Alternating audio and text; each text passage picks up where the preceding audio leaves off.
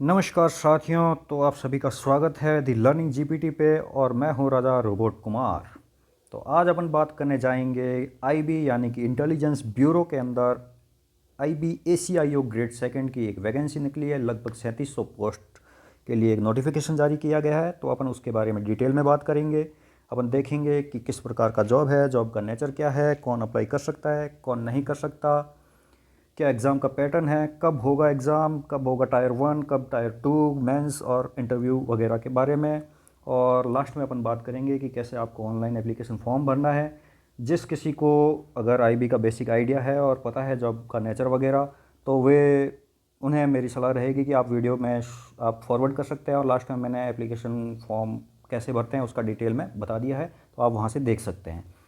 तो चलिए शुरू करते हैं। तो आज ही यानी कि 19/7/2025 को गृह मंत्रालय की वेबसाइट पे ये नोटिफिकेशन जारी किया गया है आईबी के द्वारा। Assistant central intelligence officer grade second executive examination 2025 के लिए लगभग आप देख सकते हैं 3717 पोस्ट के लिए ये नोटिफिकेशन जारी किया गया है, जिसमें अनरिजर्व 1537, ईडब्ल्यूएस के लिए 442, ओबीसी 946, एससी 566 और 226 एसटी के लिए जारी की गई है। अगर पीडब्ल्यूडी का देखा जाए तो इसमें उन्होंने मना कर दिया है कि IBACAO second is not identified suitable for any category of person with bench part disabilities. तो पीडब्ल्यूडी के लिए कोई पोस्ट नहीं है, जनरल पोस्ट वगैरह है। तो जो डिस्क्रिप्शन है, अगर आप इसका पे स्केल देखने जाओगे तो सेंट्रल गवर्नमेंट के अंडर लेवल 7 के अंडर आती है। लगभग 44,900 बेसिक पे है और 1,42,400 तक लास्ट में प्रमोशन वगैरह होके सैलरी जाती है। इसमें अगर आप देखोगे तो 20% आपका बेसिक पे रहेगा और अदर गवर्नमेंट अलाउंसेज रहेंगे। और एक ये चीज़ है जैसे cash compensation in लिeu of holidays. तो बेसिकली क्या होता है कि आईबी में आपको हॉलीडेज़ वगैरह में भी काम करना पड़ता है। तो ये कहा जाता है कि वहाँ पे आपको एक साल में 13 महीने की सैलरी मिलती है। 13 महीने की कैसे, 12 महीने तो रेगुलर हो गया और बाकी जो आपने हॉलीडेज़ पे काम किया है तो उसका मैक्सिमम 30 डेज़ के लिए आपको सैलरी दी जाती है। तो ये है पोस्ट के बारे में। अगर इस पोस्ट का नेचर, अगर इसका लेवल आप देखने जाओगे तो ये जनरल सेंट्रल सर्विसेज के अंडर आती है। Group C, non gazetted, non ministerial. Non gazetted यानी कि ऑफिशियल गेजेट में आपका नाम पब्लिश नहीं किया जाएगा अब जब आपका सिलेक्शन होगा तब। और नॉन मिनिस्ट्रियल यानी कि ये एक डेस्क जॉब नहीं है, एक फील्ड वर्क है। आपको मिनिस्ट्री में बैठकर वहाँ पे डेस्क जॉब नहीं करना है, आपको फील्ड में काम करना है।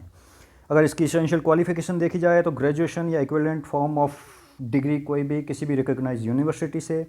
और डिज़ायरेबल क्वालिफिकेशंस में डाला गया है नॉलेज ऑफ़ कंप्यूटर्स।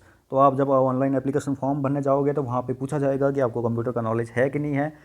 तो अगर आपको बेसिक नॉलेज है कंप्यूटर का तो आप वहाँ पे यस डाल दीजिएगा और कोशिश करिएगा कि एग्ज़ाम नहीं, इंटरव्यू से पहले कंप्यूटर्स के बारे में बेसिक पढ़ लें।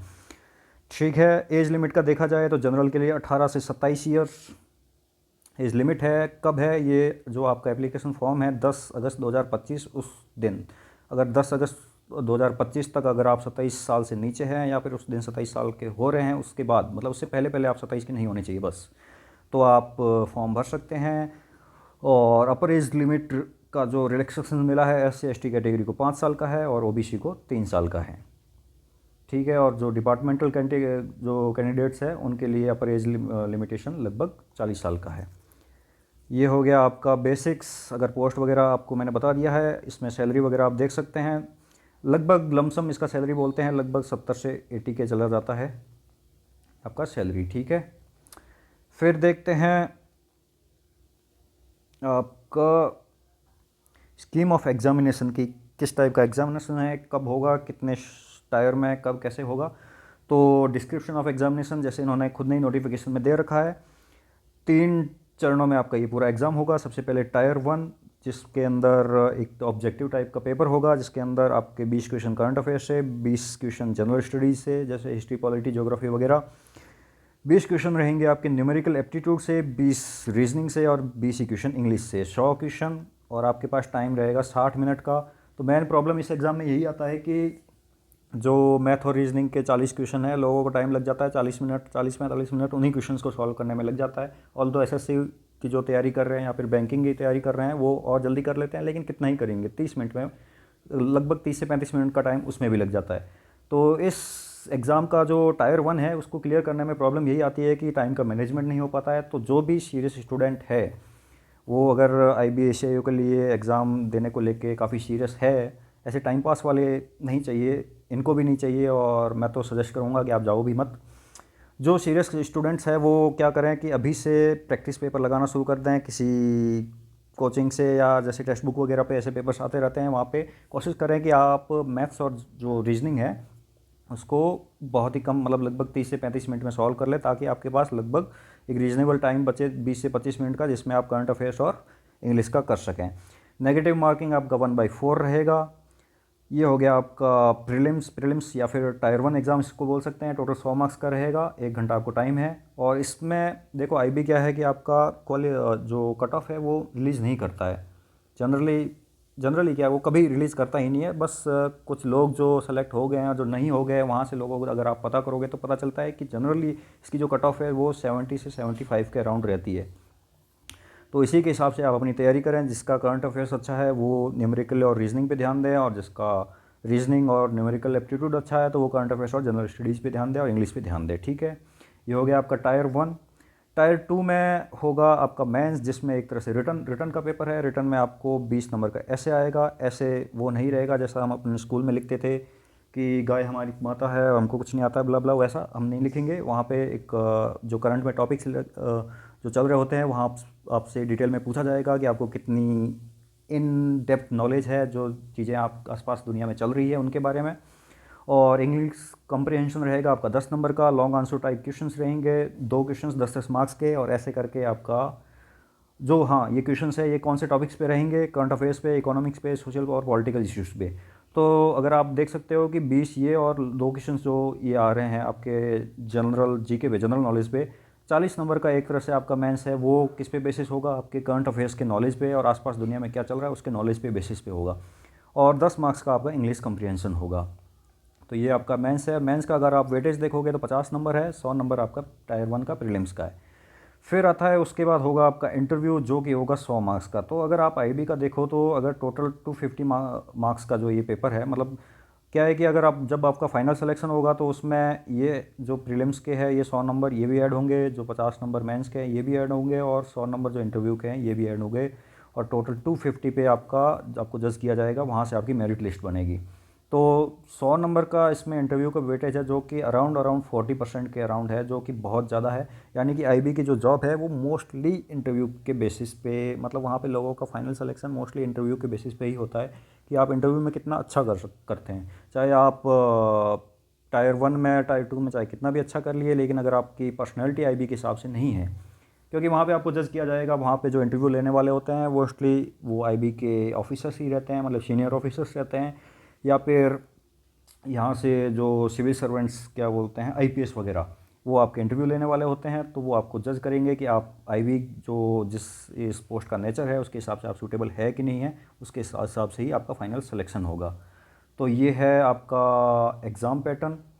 फिर फॉर्म में अगर अपन फॉर्म का मैं आपको लास्ट में बता दूंगा, सिटी ऑफ एग्जामिनेशन वगैरह इन्होंने दे रखे हैं, जैसे जिसको भी अपना जो भी स्टेट है वो यहाँ से देख सकता है कि भाई वहाँ पे क्या क्या एग्जामिनेशन सेंटर है, क्योंकि आपको चॉइस दी जाएगी कि कोई 5 सेंटर आप चुन सकते हो किसी एक स्टेट से या अलग अलग स्टेट से, जहाँ भी आप चुनना चाहो। तो ये हो गया। फिर फाइनली इसमें इंस्ट्रक्शंस वगैरह, ऑनलाइन एप्लीकेशन वगैरह कब शुरू हो रहा है, तो इसको अगर देखोगे तो 19/7/2025, जब ये वीडियो आज ही अपलोड हो जाएगा, आज ही रिकॉर्ड हो रहा है तो, और 19/7 को फॉर्म शुरू हो गए हैं, आज शुरू हो गए हैं।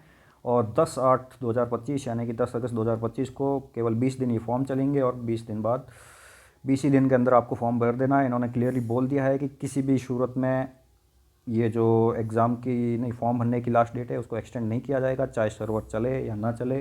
तो आपको एडवाइस किया जाता है कि जिस किसी को भी फॉर्म भरना है वो अभी ही शुरू के 4-5 दिन में फॉर्म भर दे, क्योंकि लास्ट में ज़्यादा ट्रैफिक रहेगा तो फिर हो सकता है फॉर्म नहीं भर पाएंगे। हो सकता है भर पाएंगे, लेकिन अगर नहीं भर पाए तो फिर आप कर कुछ नहीं सकते। ये नहीं बोल सकते कि सर सर्वर नहीं चल रहा है और आप मेल डाल दो, जैसे SSC को डालते रहते हैं लोग कि एक्सटेंड कर दो, ये वो कर दो। तो यहाँ ऐसा कुछ होगा नहीं, इन्होंने क्लियर बोल दिया है कि ये आपका रिस्क है। ठीक है, बाकी जनरल इंस्ट्रक्शन वगैरह पढ़ लेना। फ़ीस है आपकी जनरल और OBC EWS मेल कैंडिडेट्स है उनकी टोटल फ़ीस है 650, और बाकी लोगों के लिए फ़ीस है 550, फ़ीमेल और SC ST वगैरह अदर कैटेगरीज़ के लिए। ठीक है, मोड ऑफ पेमेंट ऑनलाइन भी रहेगा और ऑफलाइन भी आप चालान कटवा सकते हो, लेकिन मैंने आज एक बंदे का फॉर्म भरा था तो उसमें केवल ऑनलाइन का ही ऑप्शन आ रहा था, ऑफलाइन का तो आ नहीं रहा था। बाकी आप देख लेना ऑफलाइन का अगर ऑप्शन आपको मिल जाए तो ठीक है। दूसरा एक इसमें ध्यान रखना है कि वहाँ पे जो आपको फ़ोटो जो अपलोड कर रहे हो, जो फ़ोटो और साइन अपलोड कर रहे हो, वहाँ पे फ़ोटो वो उसमें आपका जो नॉर्मली पासपोर्ट साइज़ का फ़ोटो रहता है, लेकिन आप वहाँ पे ध्यान रखिएगा कि उस फ़ोटो में आपका फेस है वो लगभग 80 से 90%, 70 से 80% का स्पेस कवर करे। कुछ कुछ लोग क्या है कि अपना फ़ोटो जो डालते हैं उसमें इतना सा चेहरा रहता है, बाकी इतना सा ऐसा बॉडी वगैरह का पूरा फ़ोटो डाल देते हैं, वैसे आपको नहीं डालना है। पासपोर्ट साइज़ फ़ोटो थोड़ा ढंग का जिसमें 70 से 80% आपका फेस ही उस फ़ोटो में कवर करे, और 100 से 200 के बीच का फ़ोटो डालना है आपको, और साइन वगैरह ये है, ठीक है। तो अब आगे अपन बात करते हैं कि कैसे आपको अप्लाई करना है। सबसे पहले आप जाएंगे मिनिस्ट्री ऑफ होम अफेयर्स की वेबसाइट पे, गृह मंत्रालय की वेबसाइट पे आप जैसे ही जाएंगे तो वहाँ सबसे ऊपर ही आज आपको दिखा रहा है, आज अगर आप विजिट कर रहे हैं तो आपको वहाँ पे सबसे ऊपर ही दिखेगा online application for the post of ACIO second executive post in IB। अगर आप 1-2 दिन लेट विजिट करेंगे तो हो सकता है ये नोटिफिकेशन नीचे चले जाए, तो वहाँ पे आपको एक वैकेंसी का ऑप्शन मिलेगा, उस वैकेंसी में आप जाओगे तो वहाँ पे आपको ये नोटिफिकेशन मिल जाएगा। जैसे ही आप नोटिफिकेशन डाउनलोड करोगे तो आपके सामने ये एक ही पेज खुलेगा, यहीं से आपको लिंक ये देखना है। अब ये क्या है, ये लिंक आपका कॉपी नहीं होगा, वहाँ पे पिक्चर फॉर्म में डाला हुआ है, तो आप लैपटॉप वगैरह में आपको टाइप करना पड़ेगा। ये लिंक आप वहाँ पे टाइप करेंगे तो आपको एक नई विंडो खुल जाएगी जिसमें इस तरह से कुछ वहाँ का उसका इंटरफेस होगा, जिसमें सबसे पहले किस पोस्ट के लिए अप्लाई कर रहे हैं वो पूछा जाएगा। तो पोस्ट का वहाँ पे एक ही ऑप्शन है, assistant central intelligence officer grade second executive post. फिर आपको लिख देना है एप्लीकेशन का फुल नेम। यहाँ पे आप ध्यान रखिएगा कि ये जो फर्स्ट पेज है यहाँ पे जो आप डिटेल डाल रहे हैं इसको फिर आप एडिट नहीं कर सकते, तो अपना नाम वगैरह जो है वो यहाँ पे जो नाम है वो आप, तो जो आपका 10th की मार्कशीट में ऑफिशियल नाम है वही डालें, क्योंकि एक बार आपने अगर यहाँ पे नाम डाल दिया और यहाँ से अगर आप प्रोसीड कर गए, क्योंकि इसके बाद आपके पास आ जाएगा जो लॉगिन आईडी वगैरह है वो आ जाएगी, तो उसके बाद वहाँ पे आपको ऑप्शन नहीं मिलेगा कि आप अपना नाम चेंज कर सकते हैं। तो ये थोड़ी अपनी सावधानी बरतें और ध्यान से अपना नाम डाल दें, ठीक है। उसके बाद आपको मोबाइल नंबर डालने हैं, और अल्टरनेट मोबाइल नंबर हो तो वो भी डाल सकते हैं। फिर अपना ऑफिशियल क्या जो भी एक अपना मेल एड्रेस है वो डाल देंगे, और फाइनली आपके पास यहाँ पे जनरेट OTP का ऑप्शन आएगा। OTP डालते ही फिर आपके नंबर और जो आपका मोबाइल नंबर है वो, और जो आपने ईमेल आईडी डाला है वहाँ पे आपकी लॉगिन आईडी, यूज़र आईडी और पासवर्ड आ जाएगा। तो वो दोनों डाल के आप यहाँ से लॉगिन कर सकते हैं और यहाँ से आगे आप एप्लीकेशन फॉर्म खोल सकते हैं, ठीक है। तो यहाँ से जैसे ही आप एप्लीकेशन फॉर्म खोलेंगे तो यहाँ पे ये जो ऑप्शन दिखा रहा है, ये जो 4 लाइनों वाला, यहाँ पे आप क्लिक करेंगे तो एप्लीकेशन फॉर्म को एडिट करने का ऑप्शन आ जाएगा। वहाँ से आप आगे बढ़ेंगे तो आपसे ये डिटेल्स पूछी जाएगी, जैसे कैंडिडेट नेम वगैरह, ये ऑफिशियल पहले ही जहाँ पे उन्होंने पूछ लिया वहाँ से आ गई, ठीक है। फिर ये जैसे हाँ कि टेस्ट सिटी का प्रेफरेंस वगैरह, ये जो चीज़ें हैं, जैसे यहाँ पे डेट ऑफ बर्थ पूछ लेंगे तो वो डाल देना। आपकी एज क्या हो रही है वो तो ऑटोमेटिक कैलकुलेट कर ही लेगा। जेंडर, मैरिटल स्टेटस, अगर सिंगल है तो सिंगल, मैरिड है तो वो भी डाल देना। Religion, father's name, mother's name. ध्यान रखना जो भी आपके 10th के सर्टिफिकेट, 10th की जो मार्कशीट है उसमें नाम है वही डालना है, इसमें थोड़ी सावधानी बरतना। नेशनलिटी, रिजर्वेशन कैटेगरी, अगर आपको किसी भी रिजर्वेशन में अगर आप आ रहे हैं जैसे OBC या SC ST वगैरह, तो आप वो सेलेक्ट कर लेंगे और उसका जो सर्टिफिकेट नंबर है वो पूछा जाएगा, वो डाल देना।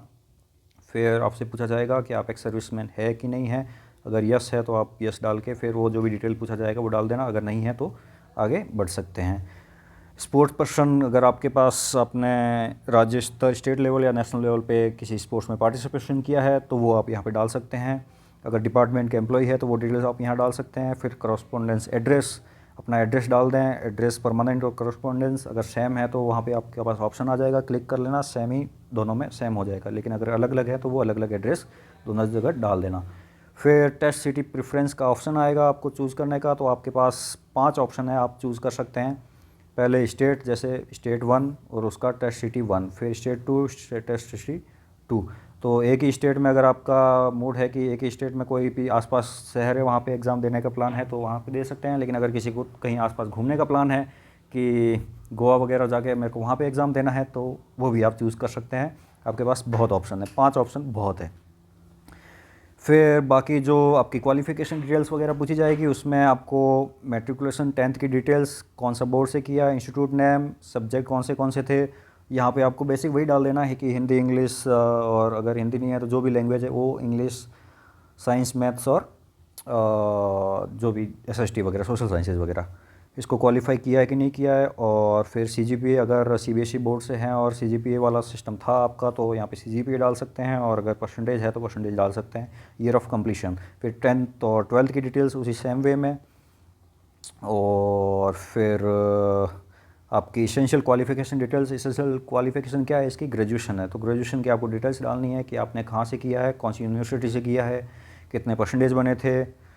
और फिर आपसे पूछा जाएगा कि जैसे हमने जो नोटिफिकेशन है उसमें पढ़ा था कि उन्होंने पूछा था कि डिज़ायरेबल क्वालिफिकेशन है कि नॉलेज ऑफ कंप्यूटर्स होना चाहिए।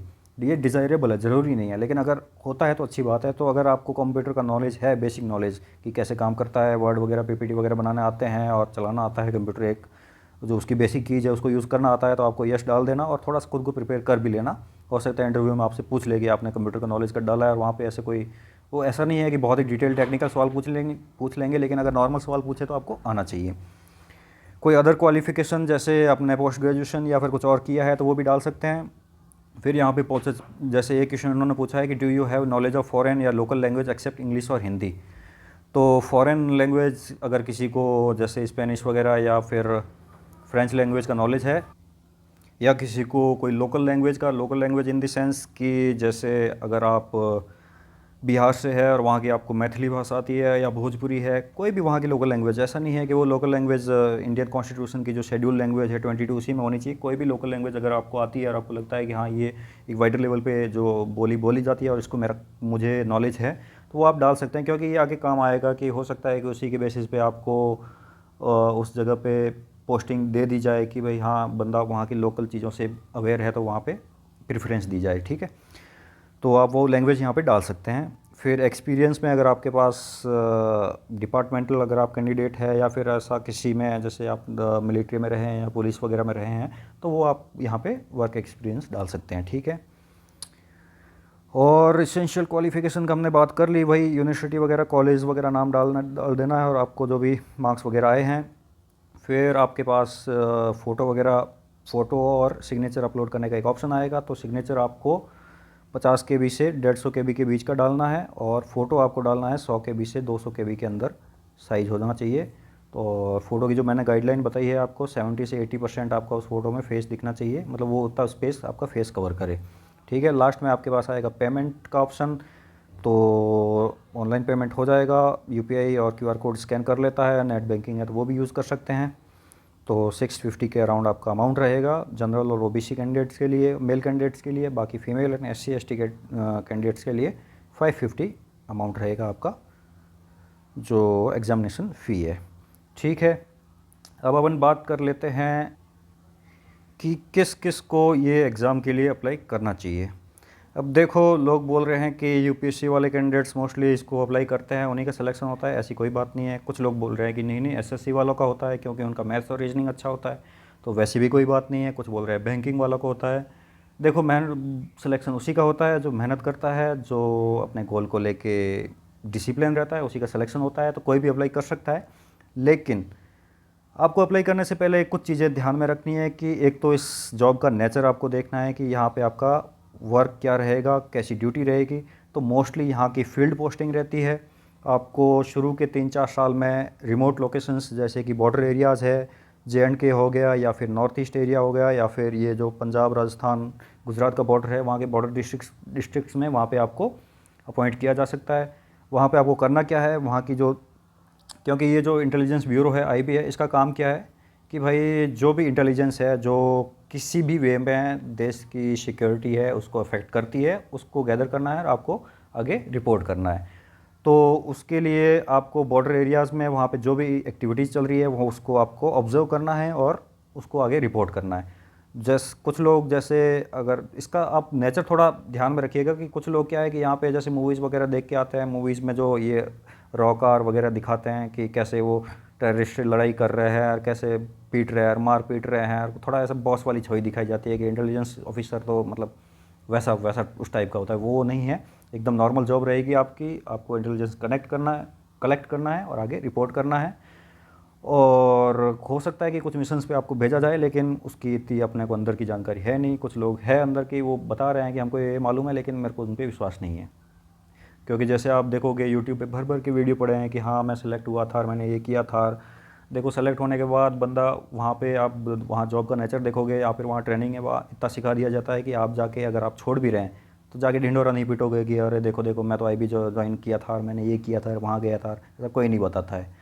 कुछ लोग हैं जो जिनका सिलेक्शन हो गया था, ज्वाइन नहीं किए थे, वो बाहर सीधा ही बाहर निकल गए थे, वो थोड़ी बहुत बता रहे हैं कि हाँ क्या होता है। उनको जो उनके दोस्त वगैरह वहाँ जो काम कर रहे होंगे, वहाँ से जो भी अंदर से इन्फॉर्मेशन लीक होकर बाहर आती है वो पता चलता है कि क्या होता है।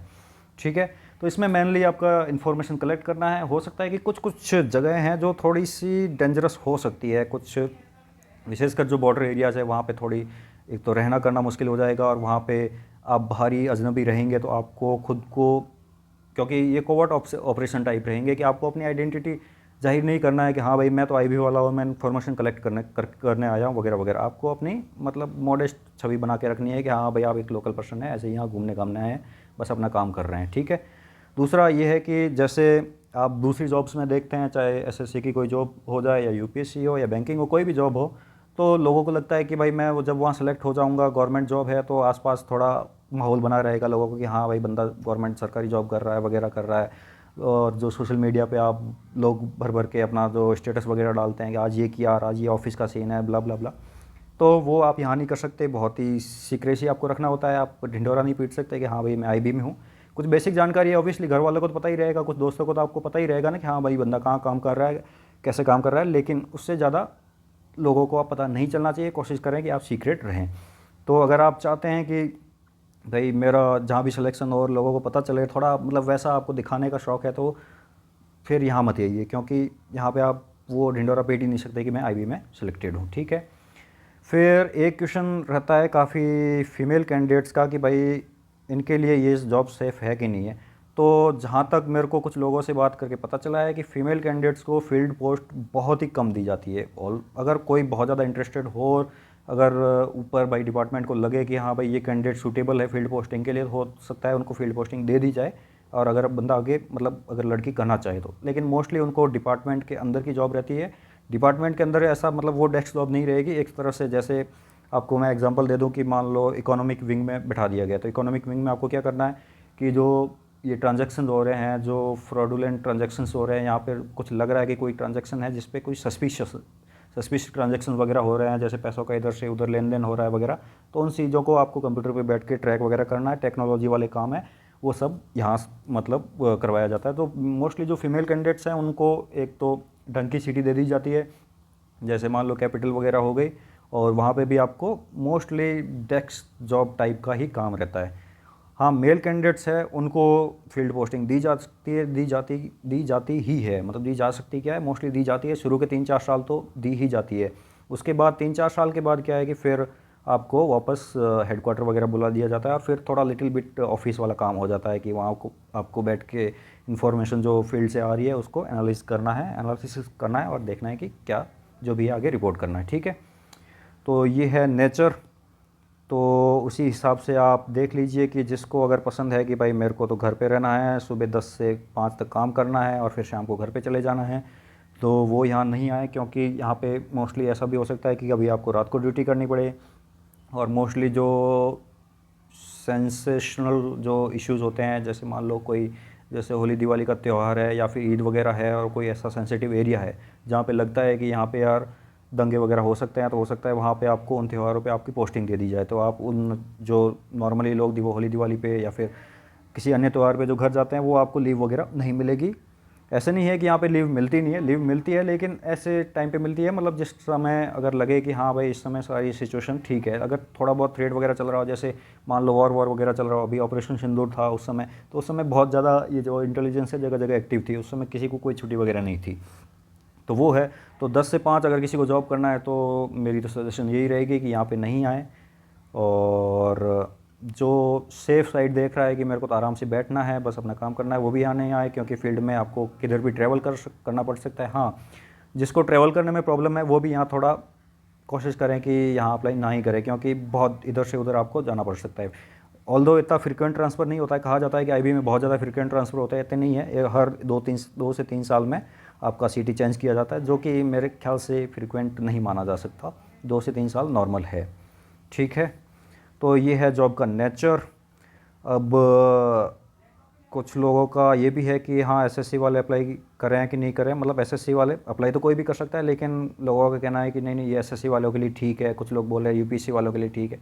तो नहीं, ऐसा कुछ नहीं है, क्योंकि एसएससी वाले का जैसे मोस्टली मैथ और रीजनिंग अच्छा रहता है, या फिर इंग्लिश थोड़ा अच्छा रहेगा, ग्रामर वगैरह, लेकिन वहाँ पे लगभग 40 मार्क्स का जनरल नॉलेज आता है, जो कि यूपीएससी के लेवल का आता है, मतलब यूपीएससी के लेवल का नहीं, लेकिन जैसे ये सीएपीएफ वगैरह इनके पेपर्स आते हैं, उनमें जो क्वेश्चंस आते हैं उसी के लेवल के क्वेश्चंस आते हैं। तो उस हिसाब से यहाँ पे जहाँ इनको एक जगह एडवांटेज है तो दूसरी जगह डिसएडवांटेज भी है।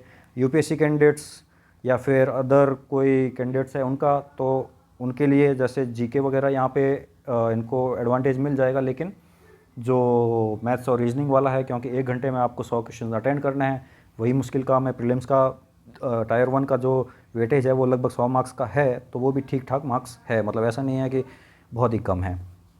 तो इसको अगर कोई भी कर रहा है तो मतलब मेरा सजेशन यही है कि बस आप प्रैक्टिस करते रहें, प्रैक्टिस करें, और ये देखें कि आप पेपर 1 घंटे में पूरा कर लें। कम से कम 80 से 90 क्वेश्चन आपके सही मतलब अटेंड हो जाने चाहिए, ठीक है।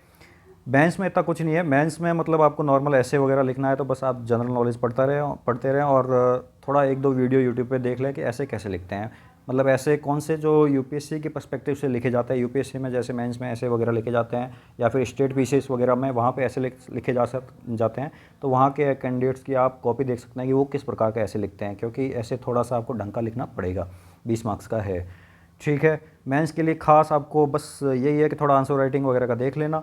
और इंटरव्यू के लिए ऐसा है कि इंटरव्यू में आपकी पर्सनैलिटी जज की जाती है, देखा जाता है कि आप फील्ड पोस्टिंग के लिए सूटेबल है कि नहीं है, आपको जो हार्श कंडीशंस में अगर मान लो ड्यूटी करनी पड़े तो वो आप कर पाएंगे कि नहीं कर पाएंगे, कितना आप इस जॉब में टिक पाएंगे, इसके लिए मेंटली प्रिपेयर्ड है कि नहीं है, वो सब देखा जाता है।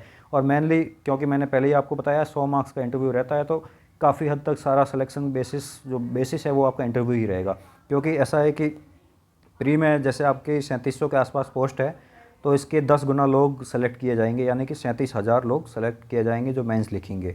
और मेंस में जो टोटल नंबर ऑफ़ पोस्ट है उसके 5 गुना लोग हैं जो मेंस में आगे क्वालिफाई किए जाएंगे, जो कि इंटरव्यू के लिए बैठेंगे। तो लगभग 14,000 लोग हैं जो इंटरव्यू के लिए बैठेंगे, और उन्हीं में से आपका फाइनल सिलेक्शन होगा 3700 लोगों का, ठीक है। तो ये हो गया आपका सिलेक्शन प्रोसेस, जॉब का नेचर। और अगर सैलरी वगैरह देखोगे तो सैलरी वगैरह ठीक है, 45 तो आपका बेसिक पे है, और यही अगर जब 8th पे कमीशन लग जाएगा जो अगले साल से 2026 में, तो आपका बेसिक पे लगभग अराउंड 1 लाख के अराउंड आपका बेसिक पे हो जाएगा। तो सैलरी के हिसाब से आपका काफ़ी अच्छी ये पोस्ट है, ठीक है। बाकी अगर जो भी आपको डाउट है या कुछ और आपको पूछना है, कुछ चीज़ें हो सकता है मैं आपको यहाँ पे बताना भूल गया हूँ, तो आप कमेंट में लिख दीजिएगा, मैं आपको डिटेल में वहीं पे बता दूंगा, जो भी मेरे नॉलेज में जो भी चीज़ें हैं वह आराम से आपको एक्सप्लेन कर दूंगा, ठीक है। बाकी एप्लीकेशन फॉर्म भरने में अगर आपको कोई परेशानी आए तो वो भी आप कमेंट कर सकते हैं। सो मिलते हैं आप नेक्स्ट वीडियो में, तब तक के लिए आज्ञा दीजिए, धन्यवाद।